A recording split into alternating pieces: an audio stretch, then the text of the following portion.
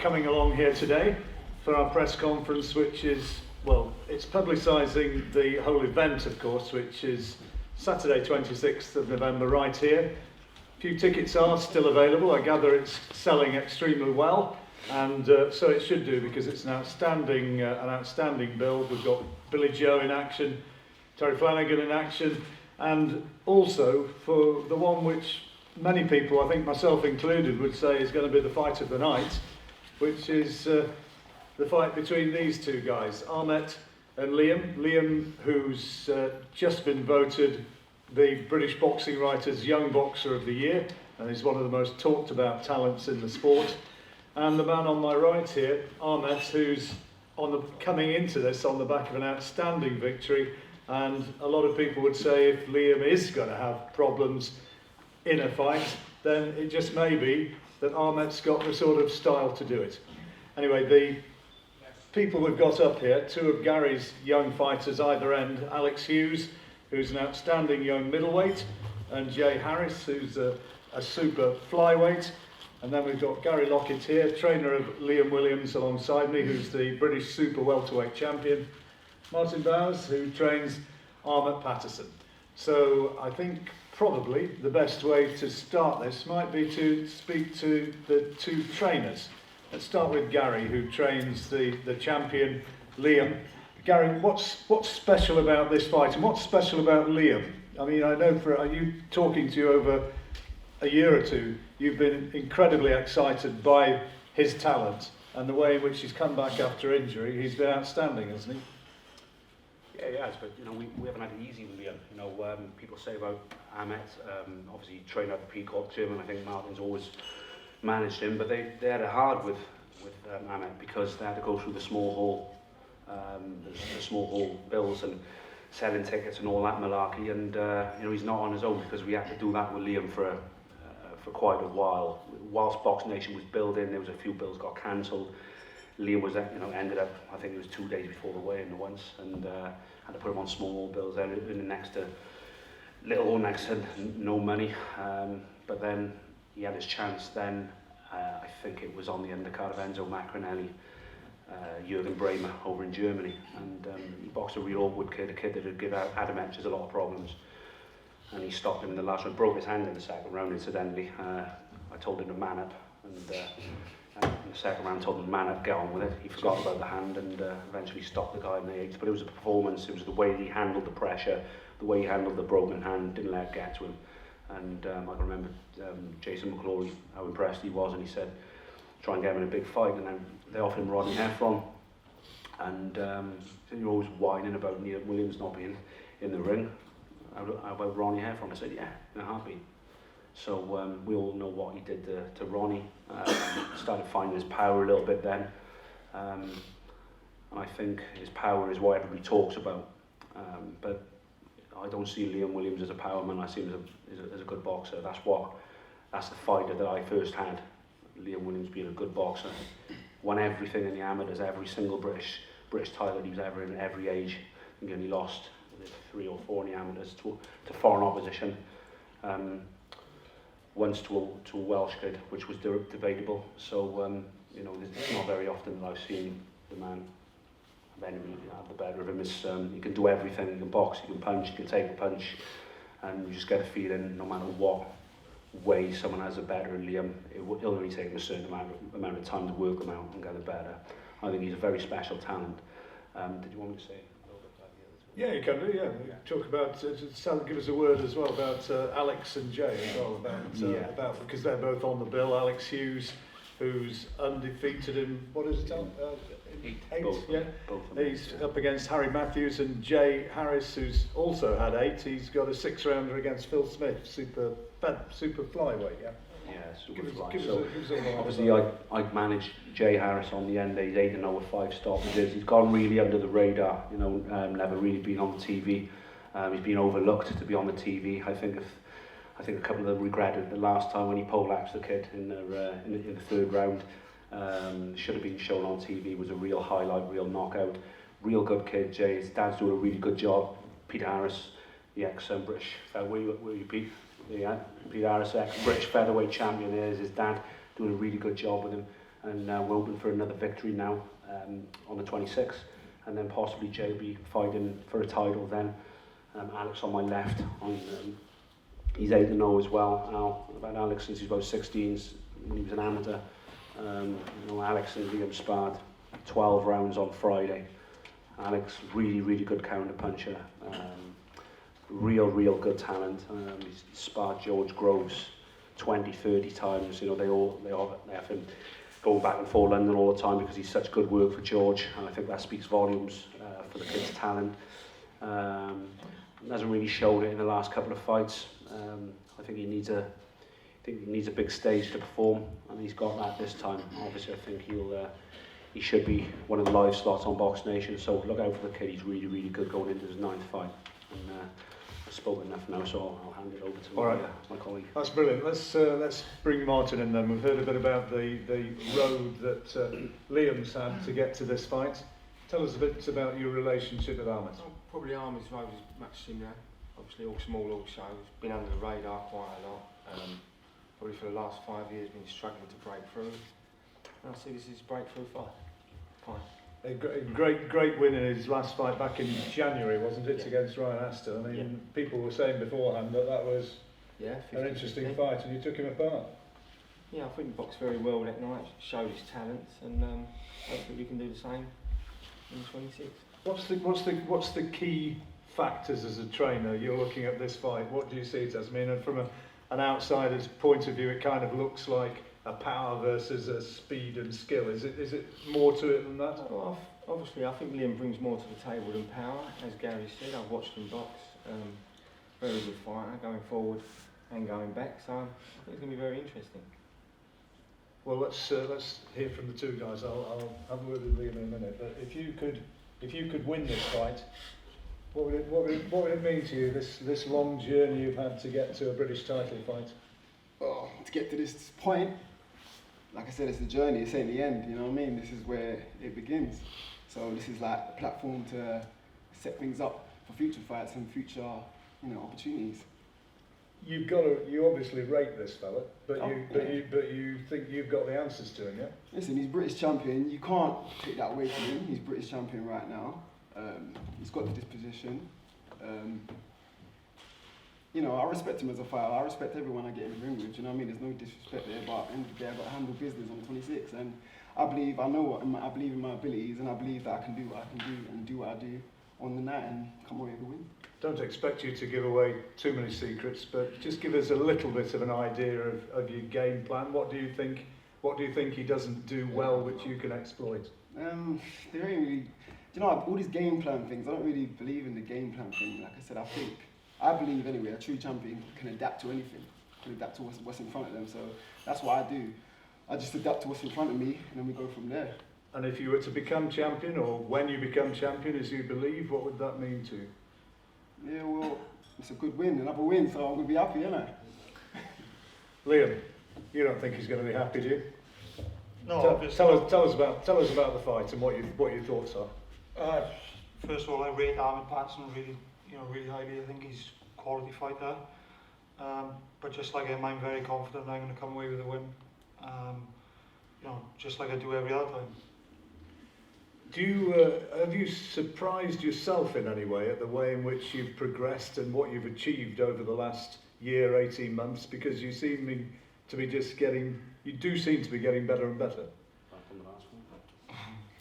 No, I haven't really surprised myself. I've always believed that I can do the things that I've been doing.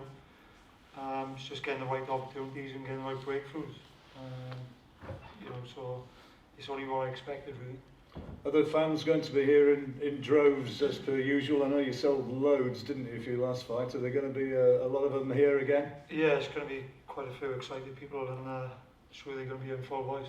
What does it mean to you as a Welsh fighter to be fighting here at the Motor Point in front of a passionate crowd? I mean, Joe Calzaghe had some of his great nights here. Yes, it's special. Obviously, as you say about Joe Calzaghe, and you've got Cleverly, Enzo McInerney, Gavin Rees, all these fighters.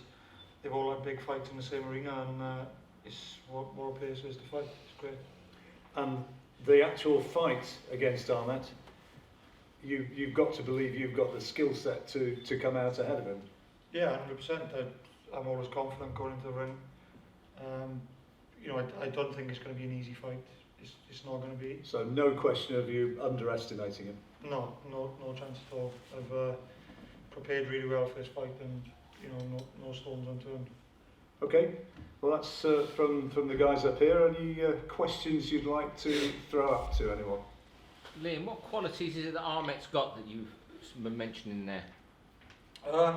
He's got everything, to be honest. He's, you know, he can go back, he can go forward, he can obviously punch a bit. Good counter puncher, good move.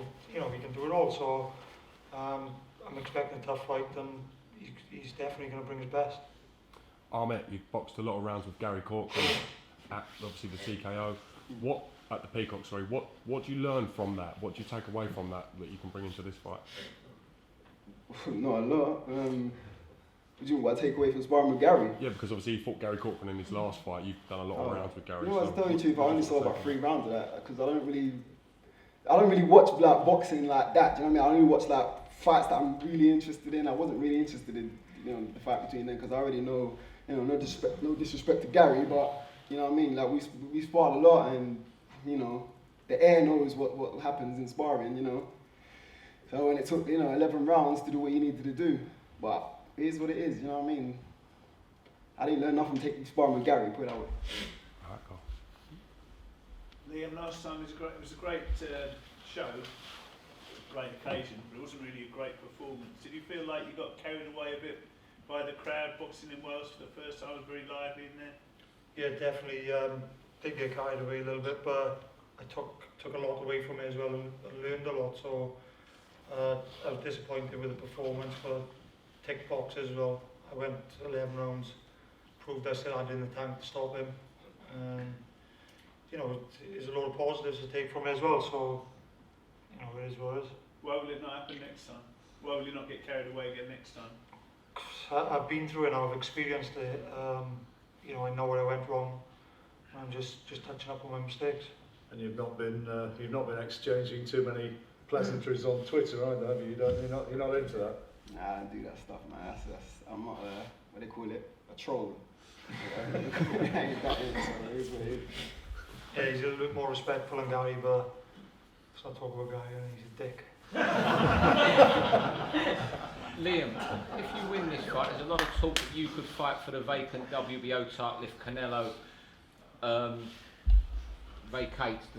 Is that something that you're really into? You could fight Andrade or even Miguel Cotto. They're the only men above you in the rankings.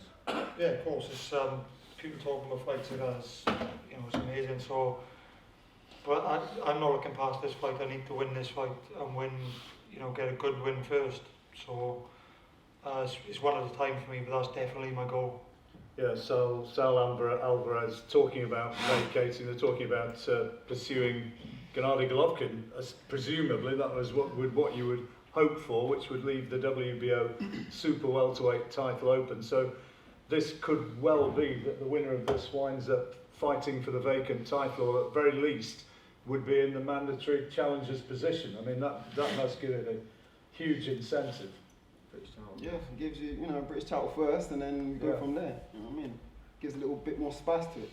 To put it mildly, I mean, that's you get a chance for that fight, for a vacant title fight, a vacant title for the world title. That's kind of a life-changing opportunity, isn't it? Yeah, of course. It's massive. It's the top of the sport. If you fight for a world title, then you not just fight for every win. It's something special. Liam, Cotto's one of your heroes. What would it like to fight him somewhere like Madison Square Garden? Oh, it'd be unreal. Although I've always watched Cotto, I've always loved his style. I've always looked up to him. So imagine fighting him and imagine beating him. It'd be something else. You have to get that tattoo black belt on your back. Oh. Yeah, I've actually got a tattoo of him on my back. That's how much I looked up to him. So get that covered up first. Ahmed, of all the current super welterweights in the world rankings, who's your favourite to watch? I guess Floyd when he goes up. That's about it. Ahmet, you've only boxed out of London once so far in your career. Are you excited to be fighting outside London? How do you think you'll handle that pressure? It's not pressure, it's the same thing, do you know what I mean? It's just the ring. You know, it doesn't matter what's going on the outside of the ring. You know, it doesn't help the opponent. So you're not concerned about sort of the Welsh fans, you just switch off from that and focus on what you're doing? I feed off it, yeah. I feed off I like the energy. It gives me energy in the ring, you know, but it's straight tunnel vision. Liam, Ahmet's very different style-wise to what Gary Corcoran was. He's going to pose you different challenges. Do you prefer to chase, or do you prefer somebody who comes on you? I'm not bothered. I'm quite comfortable with both. Ahmed brings something very different to what I've had before, but it's a challenge to me, and I'm excited to take it on. Style-wise, have you fought anybody similar as mobile as Ahmed before? Can you think of? No, I haven't. But as I say, it's another challenge. I've prepared really well for it, so I'm excited to take it on and see how it goes. How do you prepare for somebody as mobile as him? He just does what he's good at. Yeah, it's tough really, because he's hard to get the right sparring for and stuff like that. So, but I'm confident in my own ability, and I'll adapt. And same as he said, really, the game plan's go out the window. Really, it's just if you're a talented fighter, you adapt and do what you need to do. Any more? Well, before you go and do your one-on-ones and such like, we've had the two lads up here who've been patiently listening and enjoying hearing the main event. Let's just talk to them for a moment. Alex, up here fighting at a press conference in the arena where it's all going to happen. You're kind of so close to the big time now, you can almost touch it, can't you? Yeah, like I said, I feel I'm very fortunate to be around Welsh boxing at the time it is. I think it's really on its way back. I feel it flattened out for a few years, but obviously now with Liam leading away, it's well and truly back on the up. And I believe as long as I look good and come through this fight next week, myself and Jay Harris on the end over there will definitely be involved in these good, exciting domestic fights and maybe title shots in the new year. So yeah, all's going well. 12-round sparring session with the boy. That's good fun, is it? Exactly, do you mean? And like I said, 12 lad in now sparring is phenomenal, and the confidence I'm getting off sparring with Liam and, like I said, George Groves and things like that, it's doing me a world of good. So that's what I need more than anything, I think, is confidence. And you see somebody like George Groves, you go in there against him, who's been up on a high level, and you can mix it with him and you think, yeah, I can do this. Of course, exactly. Like I said, more than anything, that's what I need. I know my last fight wasn't the best performance, but I think sometimes it frustrates my gym mates and my trainer as much as it frustrates me. And for this camp, I think they've all got behind me and pushed me on. And at the minute, I'm in a really, really, really good place mentally as well. So obviously, I got a lot to thank to these guys as well for getting me here. So I'm 100% positive next Saturday is going to be a good performance for me. Yeah. Okay, well, good luck with that. And Jay, also undefeated in 8 fights. You're part of this big show as well. Looking forward to it. Yeah, really looking forward to it. Thanks. It's just a great opportunity for myself to get on a bigger stage. Like Motor Point Arena is a massive stage, and with Liam guiding the way, hopefully more shows like this will happen in Wales and beyond, more of them fighting for titles and stuff. How far away do you think you are from title opportunities now? Are you moving up towards that sort of level? You're a 6th rounder now, but how long before we see you at that sort of level? I think I'm at that level now. My father, Gary, thinks that I'm ready. So as soon as the fights come, I'll grab it with both hands and go for it. Okay, well, that's brilliant. Thank you very much indeed. And the guys, I'm sure, are available to do one-on-ones with those of you who need it, television or radio if you're here. And please go ahead. Thank you very much. Enjoy a week on Saturday. It promises to be a terrific bill, and with the announcement this week of the alliance of BT and BoxNation, I'm sure that it's the start of some great things for Welsh boxing. I think we'll have a lot of shows down here over the next few years. Thank you very much.